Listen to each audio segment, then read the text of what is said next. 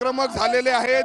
चक्काजाम आंदोलन केलं जात आहे। सकाळची आजची वेळ आहे आणि सकाळीच भले सकाळी जे आहे ते प्रहारचे कार्यकर्ते या ठिकाणी दाखल झालेले आहेत।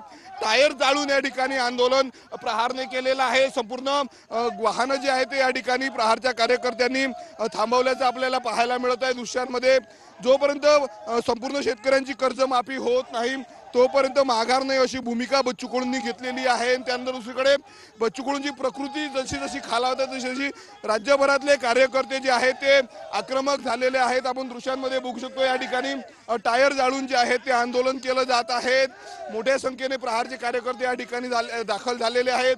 दोन्ही लेनवरले जे आहे ते वाहनं या ठिकाणी थांबवण्यात आलेले आहे। सकाळची वेळ आहे आणि असं असताना मात्र दुसरीकडे प्रहारने या ठिकाणी आंदोलन सुरू केलेलं आहे। वाहनांच्या रांगा जर आपण पाहिलं तर अमरावती नागपूर महामार्ग क्रमांक 6 वर या ठिकाणी आपण बघू शकतो वाहनांच्या रांगा या ठिकाणी लावण्यात आलेल्या आहेत। आपल्या सोबत काही आंदोलक आहेत त्यांच्याशी आपण बोलणार आहोत।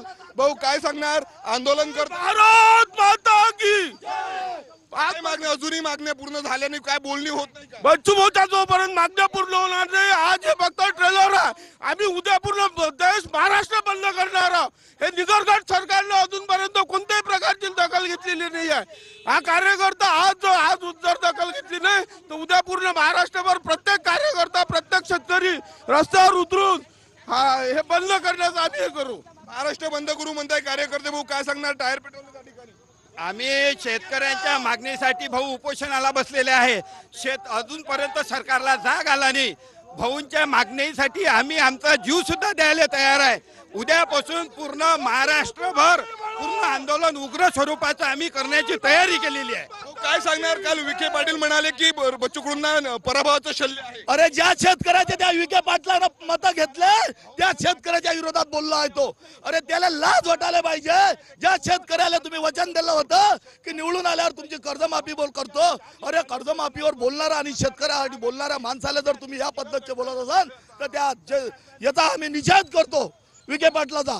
विखे पाटलांचा निषेध या ठिकाणी केला जात आहे। दुसरीकडे आपण बघतो या लेनवर देखील अशा पद्धतीनं लाखळ टाकून जे आहे ते संपूर्ण आंदोलन जे आहे ते या ठिकाणी पेटलेलं आहे। तर राज्य पेटू असा प्रहारच्या कार्यकर्त्यांनी जो आहे तो इशारा दिलेला आहे। संपूर्ण महामार्ग जर आपण पाहिलं मागील 10 मिनिटांपासून स्तब्ध झालेला आहे। वाहनांच्या रांगा दूरपर्यंत लागलेल्या आहेत।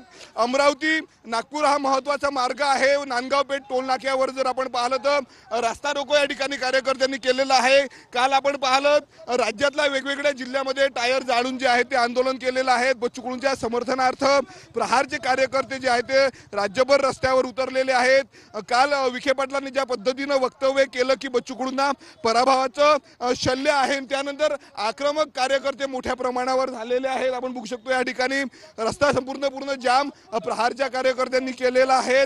जोपर्यंत शेतकऱ्यांची कर्जमाफी होणार नाही तोपर्यंत आंदोलनातून माघार नाही अशी भूमिका बच्चू कडूंनी केलेली आहे। बच्चू कडूं सोबत जर आपण पाहिलं तर त्यांचा मुलगा देवा कडू आणि मोठे बंधू विजय कडू देखील आंदोलनामध्ये उतरलेले आहेत। दिवसेंदिवस जर आपण पाहिलं तर आंदोलन करणाऱ्यांची संख्या जी आहे ती वाढत आहे, परंतु सरकारकडनं जे आहे ते कुठली मोठी बोलणी होत नसल्याचं कार्यकर्त्यांचं म्हणणं आहे।